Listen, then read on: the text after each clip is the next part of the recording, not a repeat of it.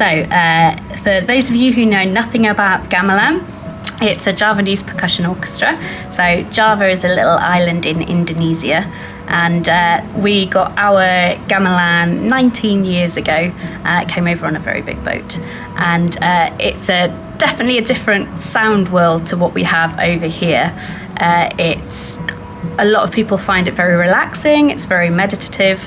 It's a long-lasting sound, and the great thing about it is that you can come at it with no knowledge whatsoever about how to play or what it is, and be surrounded by people you don't know, but by the end of it you'll be playing a traditional Javanese piece, which is definitely something very exciting to be able to do. So we offer lots of workshops for all kinds of different groups, but our school's programme runs from years 3 up to university, and everybody gets a full-on hands-on experience for the 2 hours that they're here.